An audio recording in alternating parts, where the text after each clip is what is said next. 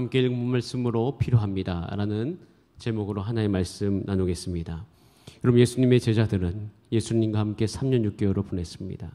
3년 6개월을 보내고 예수님의 죽으심을 경험했고 죽으신 사흘 만에 부활하신 예수 그리스도를 만났습니다. 그리고 예수님과 함께 40일간을 보내면서 예수님께서 다시금 제자들 가운데 하나님 아버지의 말씀을 주시고 그 말씀을 믿을 수 있는 시간들, 그들이 다시금 하나님 앞에서 회복될 수 있는 시간들을 허락하셨습니다. 그리고 하늘로 승천하셨어요. 승천하시면서 예수님께서 남기신 말 중에 제자들 마음속에 굉장히 부담스러운 말 한 가지가 있었습니다. 그것은 너희가 내가 했던 것보다 훨씬 더 큰 일을 하겠다는 거였습니다. 제자들은 그걸 믿을 수가 없었습니다. 왜냐하면 예수님이 하신 일 자체가 워낙 크고 예수님이 하신 일 그 자체가 워낙 대단하고 인간의 어떤 영역으로서 범접할 수 없는 그 일들을 행하셨는데 어찌 예수님께서 우리 가운데 말씀하시기를 너희가 나보다 더 큰 일을 하겠다고 하신 그 말씀, 예수님께서 그 말씀을 남겼을 때 제자들은 아마도 그 마음속에 그 말에 대한 믿음이 없었을 수 있습니다. 사실 그것은 불가능한 것이었기 때문이에요. 예수님과 함께 살았고 예수님을 믿었고 그만큼 기적을 다 본 만큼 예수님이 하셨던 일과 자기가 했던 일과의 그 격차는 굉장히 크다는 것을 많이 느꼈습니다. 그런 어떤 상황 가운데서 이 오순절이 제자들 가운데 꼭 필요했습니다. 왜 그럴까요? 그것은 예수님께서 그들 가운데 약속하셨던 그 말씀을 이루기 위함입니다. 즉 너희가 내가 했던 것보다 훨씬 더 큰 일을 행하리라. 그 말이 제자들 삶 가운데 이루어지기 위함이었습니다. 여러분, 저와 여러분도 그 예수님께서 제자들 가운데 하신 그 약속의 말씀이 저와 여러분과 우리 교회 가운데 임하게 되기를 간절히 원합니다. 그래서 우리는 오순절이 필요한 것이에요. 근데 오순절이 왜 그들의 가운데 필요했을까? 때론 저도 제 삶을 돌아볼 때가 있습니다. 오순절의 사건들을 목도할 때마다 사도행전 2장을 읽을 때마다 제 삶과 이 사도행전의 2장의 삶의 격차가 크다는 것을 느끼곤 때로는 좌절할 때도 있습니다. 초대교회는 이렇게 크게 하나님의 역사가 일어났는데 왜 이 시대를 사는 나의 삶 가운데는 그런 역사가 일어나지 않는 것일까? 이런 생각을 할 때가 있었습니다.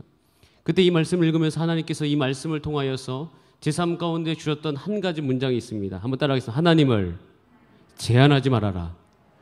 하나님을 제한하지 말아라. 우리는 하나님의 존재를 부인하지는 않습니다. 하나님의 능력이 많으신 것 우리는 인정할 때 있습니다. 그런데 참 놀라운 것은 우리가 알게 모르게 우리의 삶의 영역 안에서 하나님을 제한하고 있다는 그 사실을 모르고 지나갈 때가 참 많이 있습니다. 우리의 문제는 하나님을 믿지 않음이 아니요, 우리의 문제는 하나님의 능력이 많으신 분이시다는 것을 믿지 못하는 것이 아니라 하나님의 능력 자체를 제한적으로 우리 삶 가운데 허용한다는 데 있습니다. 제자들도요, 제자들이 예수님 말을 다 믿지 않았던 것이 아닙니다. 그들이 믿을 수 있을 만큼만 믿었던 것이 문제예요. 그들이 받아들일 수 있었던 만큼만 믿었던 것이 문제였던 것입니다. 어쩔 때는 역사를 믿습니다. 하나님께서 큰 일을 행하실 것, 하나님을 열방을 치유하실 것, 하나님께서 온 땅 가운데 하나님의 역사를 이룰 큰 건 믿는데 가끔씩 내 삶 가운데 일어나는 작은 일들, 내 삶 가운데 분명히 하나님의 역사가 필요한 일들, 가령 예를 들어서 내 성격 하나 바꾸는 것, 내 마음의 분노 하나 가라앉히는 것, 과연 하나님께서 그런 일까지 하실 수 있는 분이신가? 이것에 대해서 우리 스스로 우리가 제안하면서 받아들인 경우가 있더라는 것이에요. 여러분, 오늘 이 밤에 혹시 여러분들의 삶 가운데서 하나님의 역사를 제안했던 것이 있다면 성령님께서 여러분 가운데 임하셨을 때 하나님, 내가 하나님을 제한하지 않습니다. 하나님, 내 마음 가운데 마음껏 역사하여 주시옵소서. 이렇게 믿음 가운데 고백하는 저와 여러분 되기를 간절히 원합니다. 다시 한번 말하지만 주여, 우리 예스라 기도회를 통하여서 우리 가운데 한 가지 깨고 싶은 것이 있습니다. 그것은 하나님을 제한하던 나의 믿음 없는 것에서 하나님을 제한하지 않는 믿음의 사람 되게 하여 주시옵소서. 여러분, 오순절의 시작이라는 것은 제자들 가운데 이 제한됨, 하나님을 제한하는 문제가 풀어진 역사인 것이에요. 제자들도 그랬거든요. 제자들도 예수님을 한정적으로 예수님이 과연 어디까지 하실 수 있는 것일까? 그래서 이 복음서에 보면 예수님께서 제자들의 기적을 이렇게 다 만날 때마다 항상 했던 것이 도대체 이분은 누구시길래 여기까지 할 수 있는가? 도대체 이 예수님은 누구시길래 여기 역사까지 할 수 있는 것일까? 여러분, 이 제안이 풀어졌다는 것은 오늘 읽었던 본문 말씀에 오순절이 이미 이름에 여기서부터 시작되는 거예요. 그런데 이미 이루었는데 거기에 제자들의 형태를 표시하는 말이 있는데 그것이 뭐냐면 다 한 곳에 모여 있었다라는 것이에요. 오순절을 기다리던 제자들이 한 곳에 모여서 했던 것은 뭐냐면 한 곳에 모였을 뿐만 아니라 기도했다는 것이에요. 여러분, 이것이 그냥 지나갈 만한 한 문장으로 여겨지시면 안 됩니다. 이 한 문장이 이루어지기 위해서는 이들이 뛰어넘어야 될 산들이 과거에 굉장히 많이 있었습니다. 제자들은 예수님의 말을 듣고 하나가 된 적이 없습니다. 그들은 온통 싸움 가운데 있었어요. 그런데 그들은 예수님께서 하셨던 그 약속에 오로지 집중하면서 그 약속의 말씀 하나 붙들고 그 모든 걸 다 내려놓고 기질도 내려놓고 오로지 그 말씀에 집중하면서 기도하기 위해서 예수님이 보내시겠다고 약속하신 걸 기다리면서 한 곳에 모여 있었다는 것이에요. 한 곳에 모였다는 것 이 자체가 그들이 이제는 더 이상 하나님을 내 기질적인 한계, 내 믿음의 한계에 이렇게 딱 가둬놓는 것이 아니라 이제 이것이 하나님께서 나의 삶 가운데 온전히 역사하실 수 있도록 풀어놓는다라는 그 모든 결단이 그 행동 하나에 다 포함되어 있는 것입니다. 우리가요, 기질을 다 떠나서 정말 교회를 살리기 위해서 하나님의 약속을 붙들고 우리가 에스라 기도회를 시작했다는 것, 이것은 우리 가운데 하나님의 역사를 더 이상 이제 제한적으로 두는 것이 아니라 하나님의 역사가 우리의 교회 가운데 마음껏 역사하도록 풀어놓는 아주 중요한 영적인 의미가 있는 사건인 것이에요. 여러분, 우리는 지금 오늘 이 시대에 한 가지 믿으셔야 될 것은 이 사도행전 2장 1절부터 4절까지의 말씀이 우리 가운데 이루어지고 있음을 믿으시는 여러분 되시기 바랍니다. 저는 이것이 우리 가운데 딱 열렸을 때 정말 성도님들이 기도하기를 원하신다는 느낌이 제 안에 들었습니다. 그러면서 이것이 과연 어디까지 우리 성도님들 마음들이 하나님께 올라가고 같이 모여질 수 있을까? 사실 이걸 준비하면서도 준비하는 기간이 너무 짧았기 때문에 이 부분에 대한 확신이 서지 않았지만 막상 시작하고 나니 한 곳에 모이기 시작하시고 같은 마음을 품기 시작하시고 예레미야 33장 3절 말씀을 약속의 말씀으로 여기시고 기도하시는 우리 성도님들의 모습을 통하여서 이 역사는 지금 이 서울제일교회 안에 이루어지고 있구나 라는 믿음이 생기기 시작했다는 것입니다. 이것이 처음의 시작이에요. 시작을 딱 하면서 이들이 한 가지 이젠 그것을 넘어가면서 그들이 고백한 것이 있어요. 한번 따라하겠습니다. 성령님이 간절하게 필요합니다. 그러면서 예수님이 하셨던 그 말씀을 떠올리기 시작했는데 우리가 너무나도 잘 아는 요한복음 3장 5절부터 8절까지 말씀입니다. 우리 같이 한번 읽어보겠습니다. 시작. 예수께서 대답하시되 진실로 진실로 내게 이르노니 사람이 물과 성령으로 나지 아니하면 하나님의 나라에 들어갈 수 없느니라. 육으로 난 것은 육이요 영으로 난 것은 영이니 내가 내게 거듭나야 하겠다 하는 말을 놀랍게 여기지 말라. 바람이 임의로 불매 내가 그 소리는 들어도 어디로 와서 어디로 가는지 알지 못하나니 성령으로 난 사람도 다 그러하니라. 저와 여러분은 물과 성령으로 새롭게 태어난 하나님의 백성인 줄 믿습니다. 하나님의 백성이 물과 성령으로 거듭나야 되는 것은 명백한 사실입니다. 여러분, 이 말씀은 예수님께서 니고데모에게 하신 말입니다. 니고데모는 누구냐면 유대인의 지도자라고 성경에 표현되어 있습니다. 유대인의 지도자라면 당연히 구약에 능통한 자이고 구약 중에서도 모세오경은 거의 외우다시피 한 사람입니다. 왜 예수님께서 니고데모에게 물과 성령으로 나야 된다, 그래야지 하나님 나라를 볼 수 있다고 이야기하셨냐면 이 물과 성령으로 난다는 이야기를 듣는 순간 그의 머릿속에 생각나는 하나의 사건이 있기 때문입니다. 그것은 무엇이냐면 이스라엘 백성들이 홍해를 건넌 사건이에요. 이스라엘 백성들은 그 역사 안에서 홍해를 건넜다는 것은 그들에게 주는 굉장히 정체성이 큰 의미를 갖고 있어요. 그것은 하나님의 백성의 시작입니다. 하나님이 이 땅 가운데 하나님의 백성을 시작하게 하신 것이 그 홍해를 건너면서부터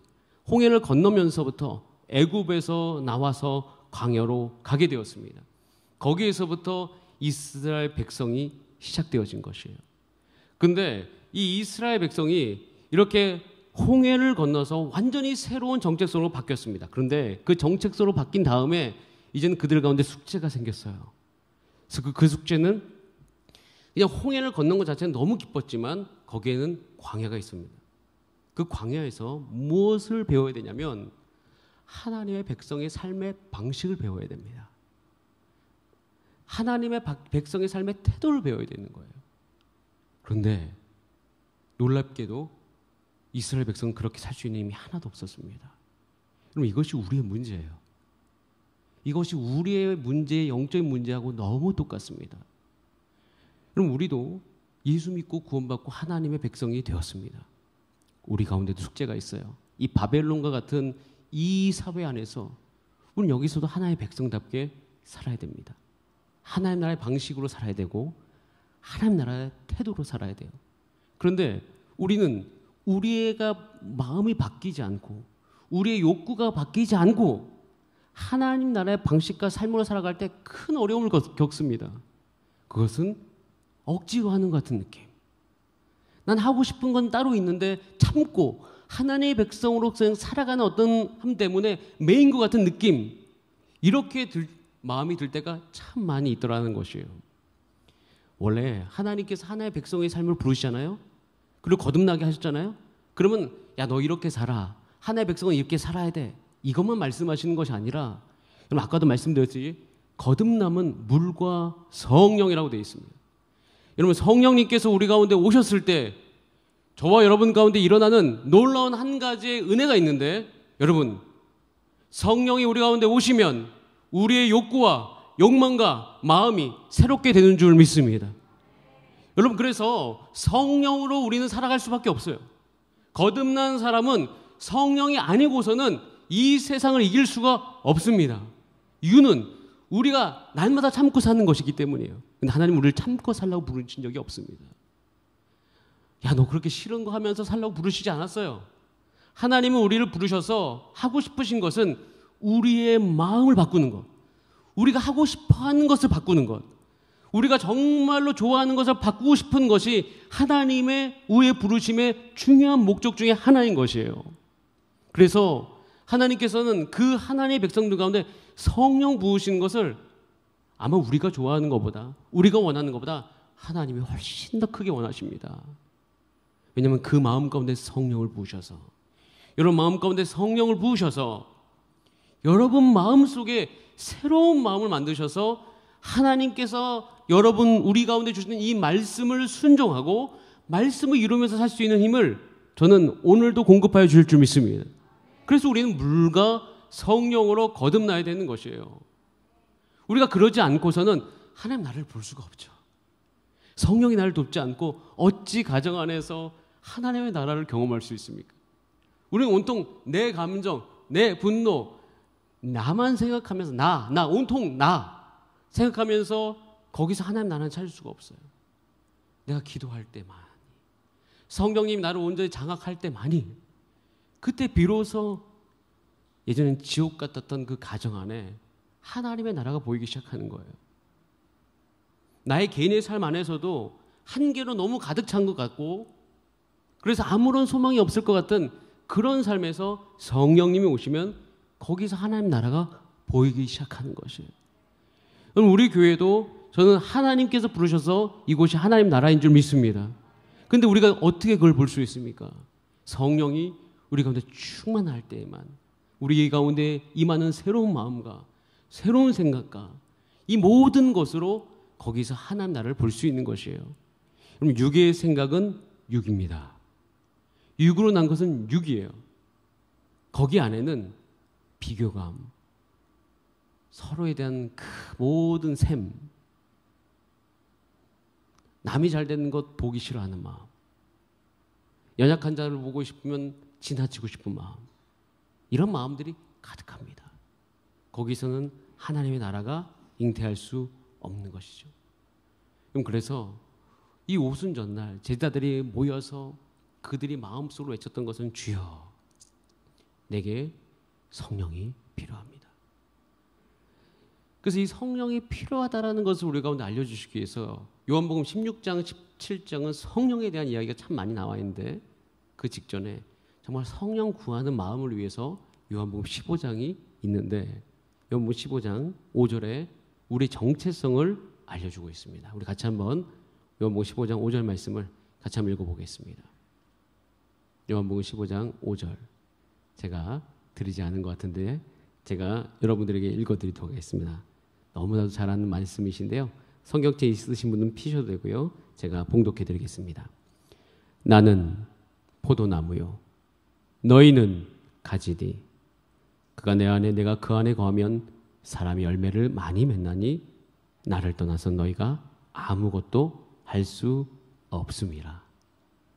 근데 예수님께서는 제가 아무것도 할 수 없음이라 밑에 뭐라고 이제 적은 적이 있냐면 예수님은 예수님보다 더 큰 일을 할 수 있다고 얘기하셨는데 또 할 수 없다고 하시네요.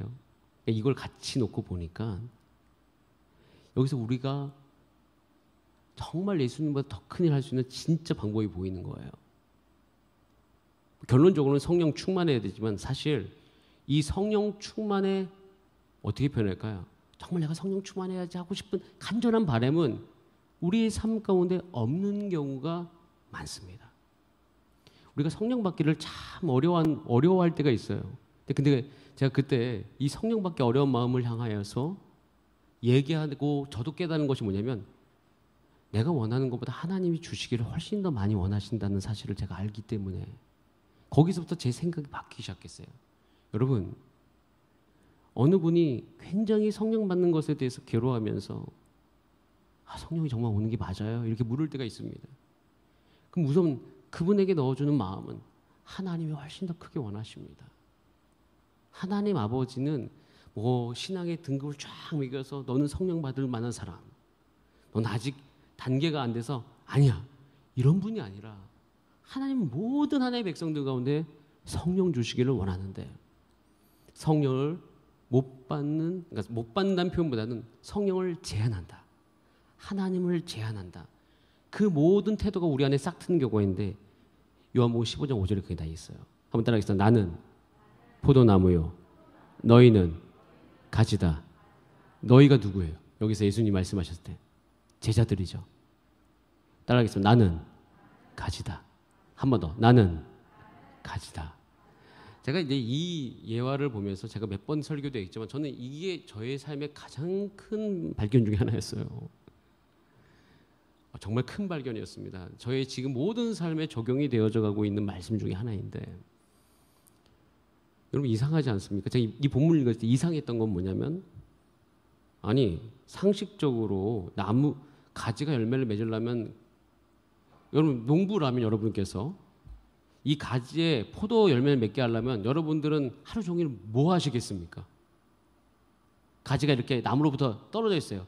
여러분 접붙임이라는 거 영상 보신 적 있으십니까? 저 그거 많이 보거든요. 접붙임 잘하면 열매가 정말 잘 맺습니다. 그래서 이 접붙임 자체가 큰 기술이더라고요. 여러분 우리 가지가 열매를 맺게 하려면 당연히 우리 가운데 상식적으로 어떻게 생각하죠? 저 나무에다가 이 가지를 붙여야 되겠다. 이 생각합니다. 그런데 우리는 인생을 살면서 그런 생각 잘 안 할 때가 많습니다. 내 가정 열매를 맺기 위해서 내가 하나님께 붙어야 되겠다. 이 사업장을 운영하면서 이 사업장의 모든 영역을 다 하나님께 붙여야 되겠다. 내가 어떤 사역을 하면서 이 모든 것을 하나님께 붙어야 되겠다. 이 생각을 잘 안 한다라고요. 여러분 제자들도 이것과의 싸움이었습니다. 제자들도 예수님께 집중 안 합니다. 예수님께 붙어 있으려고 하지 않습니다. 왜 그럴까요? 정체성이 틀렸기 때문이에요. 그것은 나를 가지라고 여기지 않는 것입니다. 여러분 이것이 저의 인생의 큰 문제라는 것을 제가 발견했습니다. 영적으로 내가 내 스스로를 가지로 여기지 않고 있구나. 나는 내가 아직도 괜찮다라고 생각하고 있구나. 나는 아직도 내게 성령이 필요하다라고 생각하고 있지 않구나. 아직도 나는 이 영역에서는 내가 내 힘으로 충분히 할 수 있다고 생각하는구나 라는 것을 알게 되었어요. 예수님께서 온마음 다해 외칩니다. 너는 가지다. 너는 가지다. 저는 그래서 그 말을 엄청 많이 기도할 때 되뇌기 시작했어요. 주님, 가정에서 아빠로서 나는 가지입니다. 남편으로서 저는 가지예요. 제가 목사로 사역하면서 저는 온통 가지입니다. 오늘도 죽게 붙어있지 않으면 생명력이 나오지 않습니다. 그러면 저는 온통 내 마음 나에서 오늘 올 열정을 어디다 쏟아야 됩니까? 주님께 붙어있으려고 그 열정을 다 쏟는 거죠. 왜? 제가 가지이기 때문이에요. 여러분, 이 가지로서 제자들이 여기기 시작했을 때 제자들은 비로소 성령을 받을 준비가 되어져 가고 있었어요. 여러분, 그래서 그 성령 받을 준비를 가지고 오늘 본문으로 들어가 보면 여기서 회복되어지는 것이 있어요. 자, 우리 오늘 본문 2장 1절 말씀 같이 한번 읽어보겠습니다. 시작. 오순절 날이 이미 이름에 그들이 다 같이 한 곳에 모였더니. 우리가 하나님 약속 붙들고 기도하고 있으면 조바심이 날 때가 참 많이 있습니다. 근데 오늘 여기 표현에 이미 이름에라는 표현이 있어요. 제가 이 말을 읽는데 문득 내가 가지라는 것을 알고 그 다음에 하나님이 그 약속을 반드시 이루어 주실 것을 알면 오순절이 사실 기간이 좀 있으면 한 7일 정도의 기간이 있어요. 길게 봤을 때 이들이 모이기 시작해서 한 7일 정도를 기도했는데요. 오순절이 금방 그들 가운데 다가오는 것처럼 느껴지는구나. 이게 무슨 얘기냐면 저는 이 하나님의 성령이 필요하고 그리고 내가 가지다는 걸 알고 기도에 집중하기 시작하면 여러분 우리의 시간과 생각들이 혹 무중력 상태에 가는 것처럼 시간과 시간이 붙은 것처럼 하나님에 대한 신뢰로 기쁨과 찬송과 감동 가운데 우리에게 주어진 이 크로노스의 시간, 그러니까 24시간의 시간이 정말 하나님의 은혜 가운데 훅 빨리 가는 것이 느껴질 때가 있습니다. 근데 이것이 우리 가운데 주는 영적 의미는 따라하겠습니다. 하나님에 대한 신뢰가 완전히 회복된다. 즉 이것은 다른 말로 얘기하면 하나님에 대한 제한이 없어져 갑니다. 하나님은 무한대로 나의 삶 가운데 역사하실 수 있는 분이구나. 이 모든 믿음들이 지금 회복되어져 가고 있음을 보여줍니다. 여러분 이 은혜가 이 에스라 기도 이제 3일차인데 여러분 에스라 기도를 참여하는 모든 분들 가운데 있기를 원합니다. 하나님께서 이 시간에 집중하기 시작할 때 하나님께서 이 시간들을 이끌어 가시면서 여러분들이 하나님에 대한 제한이 이제 완전히 풀어지고 하나님의 역사가 나의 삶 구석구석까지 임한다 라는 그 믿음이 회복될 줄 믿습니다. 자, 그러면 일어난 현상들이 있습니다. 이것만 잠깐 나누고 기도합니다. 자, 우리 같이 2절 말씀 읽어보겠습니다. 시작. 호련히 하늘로부터 급하고 강한 바람 같은 소리가 있어 그들이 앉은 온 집에 가득하며 하늘로부터. 여러분 하나님께서 하나님을 의지하고 나는 가지다오고 하늘 향해 두 손 높이 들고 기도하는 하나님의 백성들 가운데 하나님께로부터 하늘로부터 성령을 부어주실 줄 믿습니다. 이거는 창세기도 있었고 에스겔 37장에도 있었고 하나님께서는 온 땅을 창조하셨을 때도 그렇게 하셨습니다. 그렇기 때문에 오늘도 하나님의 역사를 믿고 우리가 함께 모였을 때 우리 모두가 함께 경험할 것은 하늘로부터 급하고 강한 바람 같은 소리가 임하는 것이에요.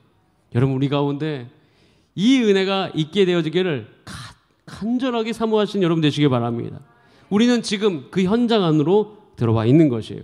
근데 이것이 단순히 신약에만 있었던 것이 아니라 열왕기상 19장 17절에도 성령이 임했을 때 여호와 앞에 크고 강한 바람이 지나갔다고 기록되어 있습니다. 하나님께서 지금 간절히 사모하는 백성들을 찾고 계십니다.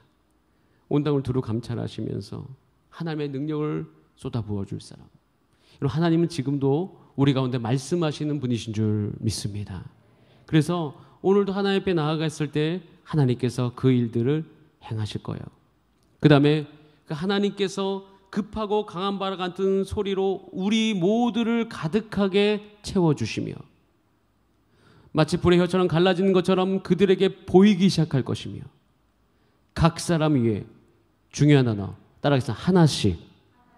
하나씩 임하여 있더니 그 불이 어떻게 됐다? 하나씩 임하여 있다. 저는 이걸 상상해 봅니다. 기도하는 모든 분들 가운데 하나씩 그 불이 임하게 될 줄 믿습니다. 이것은 우리가 볼게 될 것이에요. 그러면서 일어난 현상, 4절 말씀 같이 한번 읽어보겠습니다. 시작. 그들이 다 성령의 충만함을 받고 성령이 말하게 하심을 따라 다른 언어들로 말하기를 시작하니라. 4절 말씀은 이제는 하나님의 제한이 풀어져서 하나님이 우리의 전인격을 다스리는 그 상태를 이야기합니다. 오늘 우리가 사모해야 될 것이 이거예요. 성령님이 필요합니다 라고 이야기하는 그것은 다른 말로 성령님 오셔서 나의 생각과 나의 감정과 나의 전인격을 온전하게 다스려 주시옵소서. 이렇게 모든 것이 내 안에 성령님을 말미암아 충만하게 되었을 때 하나님께서 우리 가운데 새로운 욕구를 일으키시며 병든 이 몸, 죄악된 이 몸 속에 오셔서 하나님께서 하나님의 기적과 역사를 이루어가게 될 줄 믿습니다. 그때 우린 비로소 예수님께서 하셨던 그 말씀을 같이 경험하게 될 것이에요. 내가 했던 것보다 예수님이 하셨던 것보다 더 큰 일을 너희가 행하리라. 우린 그래서 지금 오늘 이 밤에 같이 기도해야 될 것이 있습니다. 이제는 하나님이 어디까지 일하실 수 있을까? 하나님이 어디까지 내 삶 가운데 역사하실 수 있을까? 우리가 기도 가운데 그것을 펼쳐 보이면서 우리가 먼저 기도할 때 것은 하나님, 내가 하나님을 제한하지 않게 하여 주시옵소서. 그리고 내 안에 믿음을 허락하여 주시옵소서. 하나님을 제한하지 않고 내 삶의 전 영역을 하나님 앞에 올려드립니다. 하나님께서 하나님의 뜻대로 이 모든 상황들을 다스려가 주시옵소서.